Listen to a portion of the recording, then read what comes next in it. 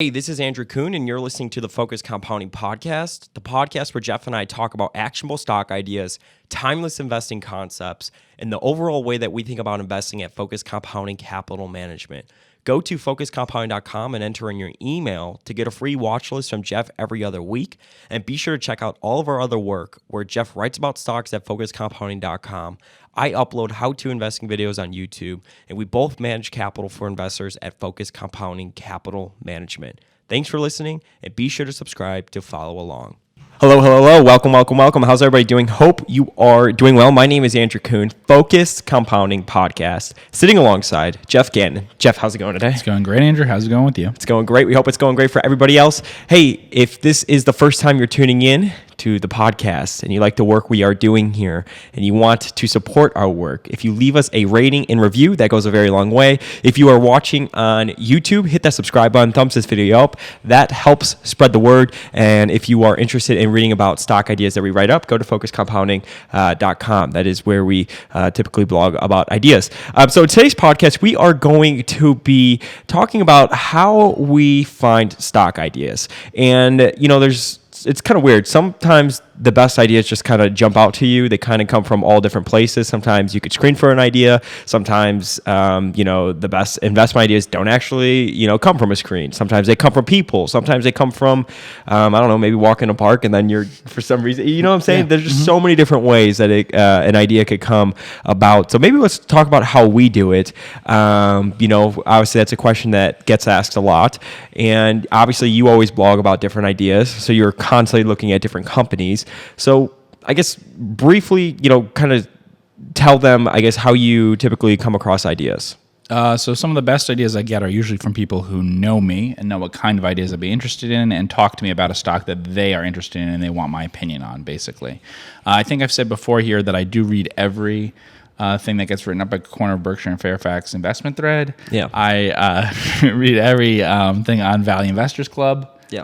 Although I don't care about a lag or anything like that. So with any of these things, that doesn't mean that I read it the day. You're not a member to Value Investors Club. Not a member of Value Investors Club. And while I say that I do read everything at Corner of Berkshire and Fairfax, that doesn't mean that I necessarily read it the day it goes up or something. And not Sum Zero either. Correct, not Sum Zero.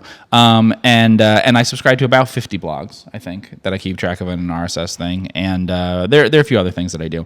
I run a screen for UK stocks specifically, and we also have a screener that we run all the time for US stocks. Generally, those are overlooked stocks that we're focused on. Mm-hmm. And mainly what I'm looking at is like 10-year or more financials.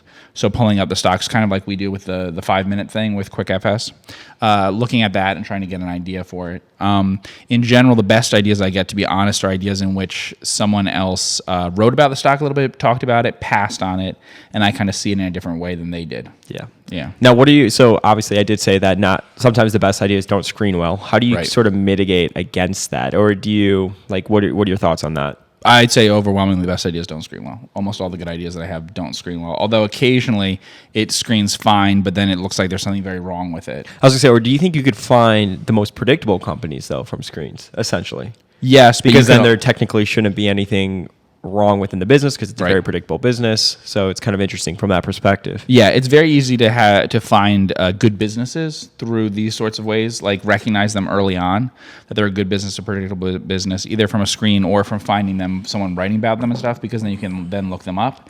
It's not necessarily the case that you can figure out that they're cheap right away.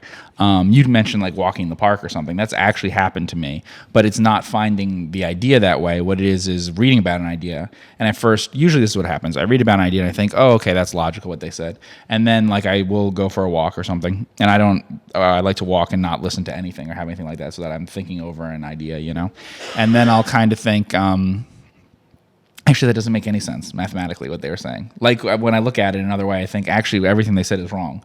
Because when you look at it a different way, you realize that actually this is cheap or something. Yeah. I was doing that with a bank one time, and I was thinking about it, and like they kind of said, oh, this bank looks a little expensive. Like great bank, everyone was like, wonderful bank, but it looks a little expensive.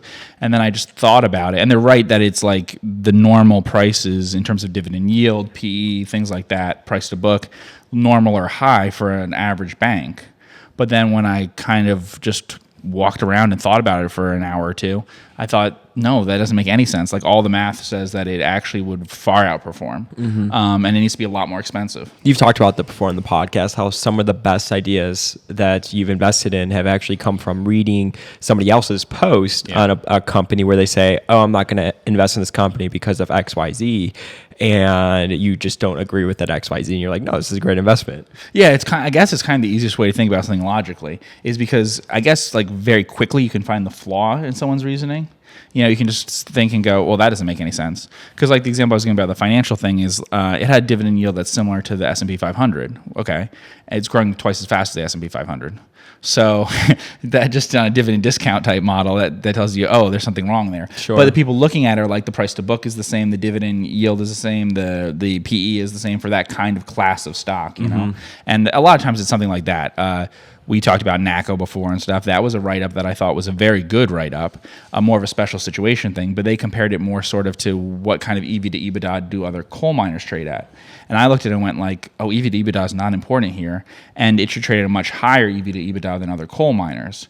So it's just easy to like see that, you know, and to see sort of the flaw in the logic, good or bad, and think, oh, let me look at it a different way. And that's the most important part, because you see like hundreds of ideas, but the most important part is finding that angle that actually helps you frame the idea in a better way. Sure. And that's how you end up finding a good stock idea. Yeah. So I'm kind of curious. So at what point do you actually put a stock on your watch list? Like, take us through that process. And then how much time do you actually spend, I guess, reviewing the watch list and continuing to like learn about the companies or continue to follow up with the companies as opposed to like looking for new ideas to put on the watch list? Like how many, I know it's like three questions.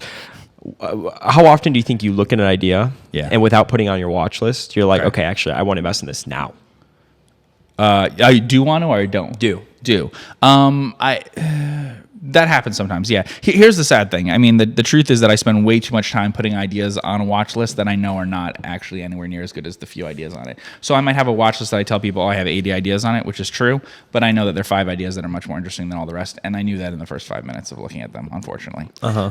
So you can waste time looking at all these other things, not that, you know, because the other ones might not be cheap enough, or there might be something wrong with them, you can't learn about it, but most of the ideas, you know, aren't of the same certainty that I can find out about them. Usually what I do is very quickly I figure out what I need to know. And so a lot of times when someone asks, like, why didn't I invest in something, it's that I feel there's something that I need to know that it's hard for me to establish that. And like you just can't figure it out or what? Yeah. So sometimes we were talking about a company a while ago, and I was saying to you, the problem was that it's a business-to-business thing, and it's basically hidden from the public view. So when the public deals with this company, they actually don't know they're dealing with it, and then it's a small part of the business, their customers, it's a small part of the customer's business. So the customers of theirs or the suppliers, it's a little complicated, but it's sort of an exchange.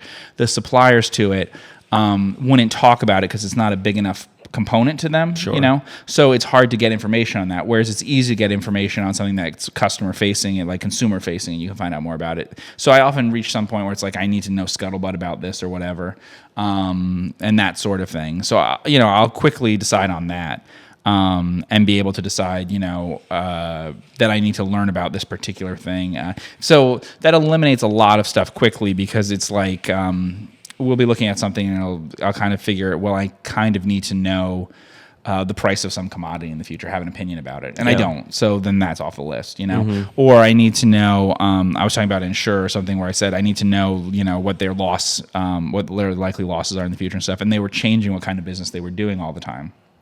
So I can have an insurer that's doing the same thing all the time, high on the watch list, but very quickly I know that I would eliminate an insurer that keeps changing what it's doing, because I just can't evaluate that, you know? Sure. Is there any industries that you just kind of throw away right off the bat when you're looking at it? Pretty close. I throw away retailers off the bat. And other than retail, because I feel like you invest in a lot of stuff that other people probably would not be interested in learning about. I don't see a lot of people like, you know, writing about like cement companies or lime companies or stuff like that. So I would say I will throw out globally traded commodities generally. I can't think of any case where I would buy a company that's involved in globally traded commodities.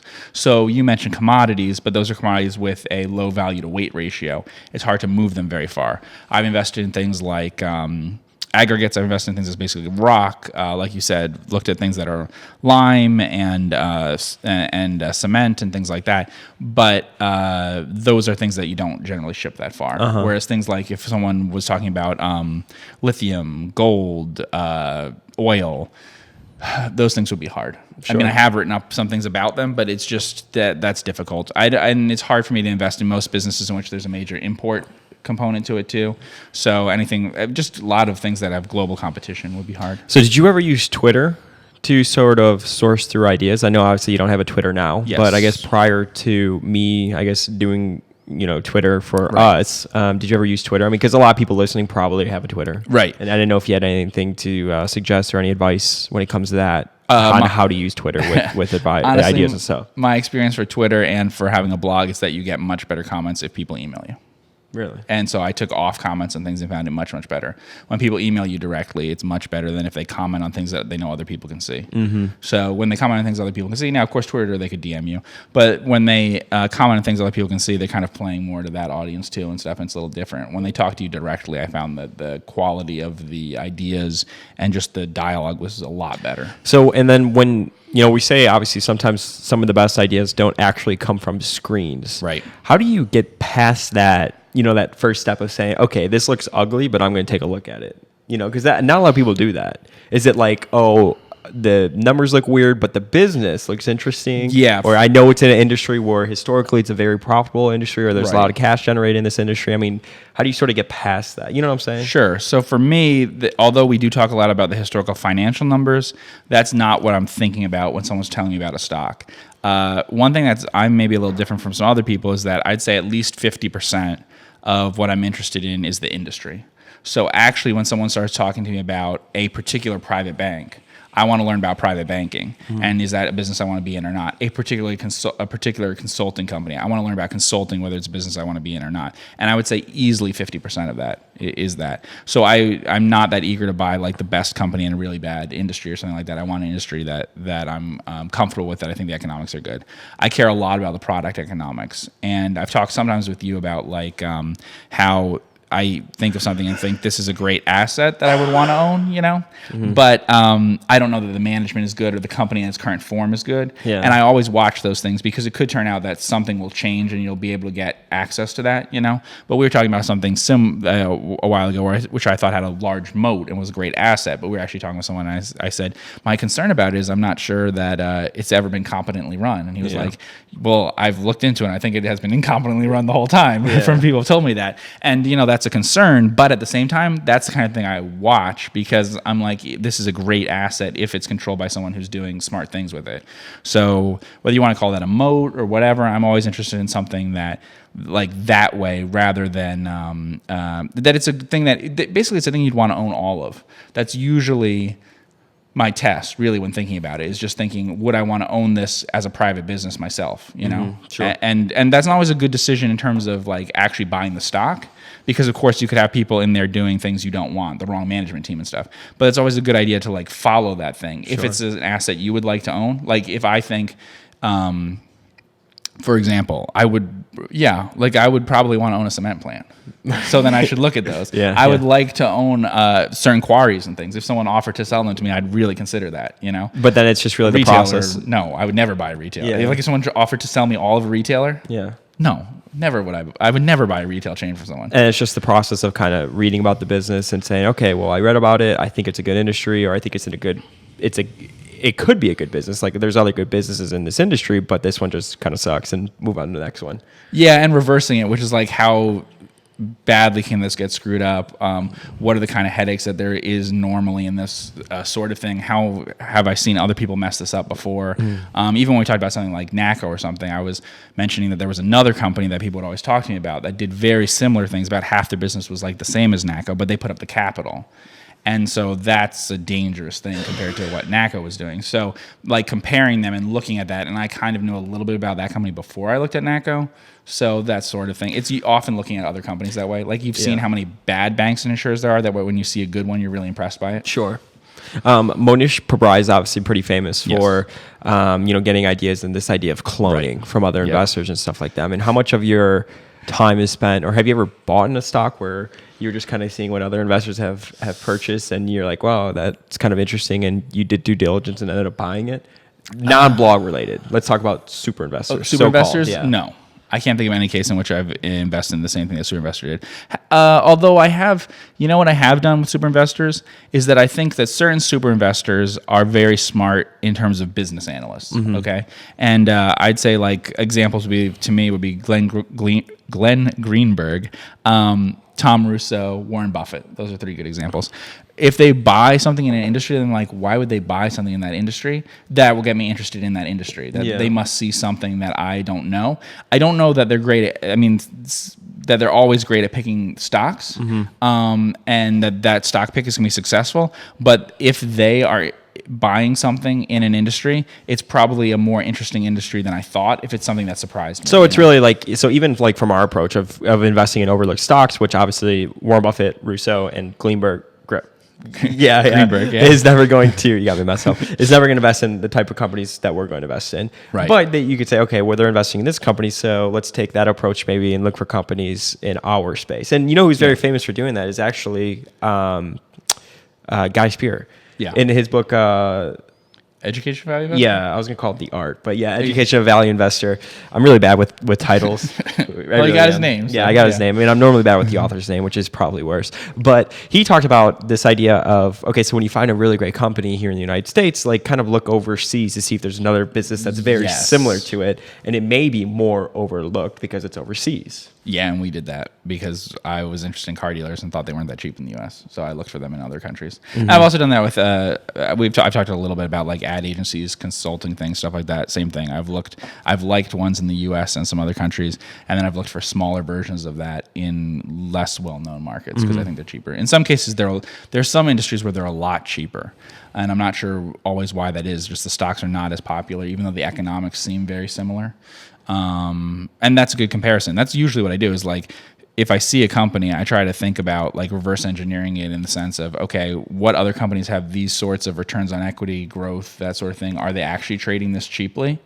And when you find something that, a lot of times the best idea isn't the cheapest looking idea. It's an idea that looks a little cheap or somewhat normal, but is something really unusual, The hard ones are the cheap businesses that are bad, but they're really cheap, or the great businesses that are really expensive, and right away, it's a great business, but it's trading at 8 times sales. That's hard to overcome. Sure. It's a terrible business, but it's trading at 2 PE. That's pretty easy to overcome. So even if I'm right that it's a terrible business, you may want to buy everything at a 2 PE. It's kind of like Kodak. They say Kodak, when it's true, is overvalued at 3 times earnings. Right. Because it was a terrible business. Yeah, but a lot of them, for us, I think mostly a lot of them appear to be somewhat in the middle. Those are the ones that have been the most attractive, is that for some reason people don't think of them as hot growth stocks, but they're also not super cheap value stocks. Now, I say that on the other hand, we buy a lot of things at single digit PEs, which to some people listening to this are like, oh, that's a deep value stock, But, we don't buy a lot of things at low, we buy some things at below a price to book of 1. So I don't know. I guess we do buy for some value things, but they're always cheaper things than what we buy. Yeah. There are nets out there and stuff. But there is the other part of the discussion that says, where sometimes you could buy these companies for 20 to 25 times earnings and they're undervalued over time. We've talked about Copart a lot on this podcast, how we both, even when we weren't even looking together, I've always liked the company, but always thought it was kind of expensive. Yep. But it just has done nothing but go. It's up like 400%. Talked about it. Yeah. Yeah. And there's lots of stocks where that's true. I was talking about that before, where I was talking to you about like a list of like 4 different stocks that I thought were about 6 years ago that I thought were overvalued or too expensive to recommend. Let's put it that way. But that I love the businesses, and if you have to buy something regardless of price, these are like the 4. Well, they all outperformed the S&P 500. So it does tell you if you're right about the business, like you're completely right about the business, that you'll do okay that way usually, though there are some strange exceptions like nifty 50 type stuff where actually things start trading at 60 to 100 times earnings or something insane. Price to sales is the easier way to see it. If you see things trading at price to sales of 10 or something, that's unless it's a tiny company that's growing incredibly fast, that's almost impossible to overcome that. So you can usually tell that way. But it is true that if you're right about the business for the long term, then yeah, I mean, we're too sensitive about price. I mean, we've said that before. All the mistakes that I made have been buying the wrong stock. It's never been paying too much for it. But that's my mistakes. I know lots of other people who will pay too much for a good business. It's just I haven't done that. Sure. You know? What about so for people that, for example, don't have others bringing them stock ideas like we do, and like because there's like a network or whatever. So what would you suggest to people? So find blogs, probably stuff that makes sense to you. You can understand the way that they're investing. You like the way that they think about investing. Use screens, right? Yeah. What else? I think the easiest is to read a write-up that someone else did briefly that talks about the company. So literally things like Corner of Berkshire and Fairfax and Value Investors Club, because you'll quickly get an idea. But also be able to sift through kind of the chatter and stuff like that, right? Oh, yeah. Well, you just look at the idea. You don't look at what they say about it. Yeah. No, all those things, you have to sift through that. So, I mean, even with blogs, honestly, there's certain blogs that I like and I read. But what I do is I actually just print out all their past things. And then I just go through it with a pen and stuff. I mean, I go through most ideas and things that I look at. I have a calculator and pen when looking at them. Yeah, I don't care. I shouldn't say I don't. Yeah, pretty much true. I don't care what people say about it. Yeah. I don't care what their opinion is about it. I don't care if they think that this is a good stock or bad stock or whatever. I'm looking for them giving some insight into numbers and things. Not just numbers, but some insight into the company. But I don't care if they think that, if they like management or don't like management or whatever. I don't care. I really do think a good approach to it is if you like the business, right? And even if you're looking at the company and the numbers don't look good from the snap judgments, and I know we make these snap judgments, and that's obviously a popular segment that we do, but it's good, I think, if you like the business, and maybe the numbers don't look so great from the offset, but you could kind of read a little bit more into it. That could be a good way to find something that's potentially undervalued or just kind of not found by the market. And the way I'm talking about is we recently were looking at a company that they like do casinos and stuff like that. It reminded me of another business that we did like in the past that we didn't end up buying. It would have been very tough for us to buy. So that's why I looked at this other company, because it reminded me of that company. And I ended up not liking the company that I looked at for various reasons. But that's kind of, I think, a good way to approach it as well. The best thing is always to apply as much as you can from a previous thing you looked at to it. Like Buffett talks about expanding your circle of competence. It's easiest to sort of have a web of knowledge that you move because you see a connection. Usually a really good way of doing it is like peers, but also then moving from peers to things like customers and suppliers and things like that. I mean, when we talked about like commodity things that I owned something that, think about it. A gravel pit, a lime company, and a cement company are all incredibly close in terms of what they do, the economics of it, and they're also just close in terms of all that stuff's going into the same final products and stuff. So it's easy to analyze that kind of thing, and you start to know about it, by doing that. Whereas if you're bouncing around from industries that have nothing to do with each other, it's a lot harder because you have to find the commonalities in whatever you're doing. Sure. And that's even true. Like we talk sometimes about banks and insurers that people don't. Like investing in them and whatever. But if you spend a lot of time thinking about banks, a lot of times thinking about insurers, a lot of times thinking about other financial services companies, right? And thinking about float and stuff like that, you kind of get an understanding of the economics of it. That's important, like what those liabilities, the value of liabilities, you have low-cost liabilities. But the more you know about insurers, the better you're able to analyze banks, to be honest, and vice versa. And if you haven't analyzed any of them, then it's hard to do that. Sure. And like for me, I don't analyze that many retailers. So probably if I spent all my time analyzing retailers, I'd get better at it, you know. But you just want to focus on things that are fairly close to what you already know, but look attractive, like applying knowledge that you already have. All knowledge is cumulative. Yep. I like it. I want to thank everybody so much for tuning in with Mr. Geoff and myself. If you're watching on YouTube, hit that subscribe button, thumbs this video up. And of course, if you're listening on the podcast and you want to support us, leave a rating and review. That goes a long way. I'll thank everybody so much for tuning with us. We'll see you in the next podcast. Take care. Hey, this is Andrew Kuhn, and that was the Focus Compounding Podcast, the podcast where Geoff and I talk about actionable stock ideas, investing concepts, and the overall way that we think about investing at Focus Compounding Capital Management. Go to focuscompounding.com and enter in your email to get a free watch list from Geoff every other week. And be sure to check out all of our other work where Geoff writes about stocks at focuscompounding.com. I upload how-to investing videos on YouTube, and we both manage capital for investors at Focus Compounding Capital Management. Thanks for listening, and be sure to subscribe to follow along.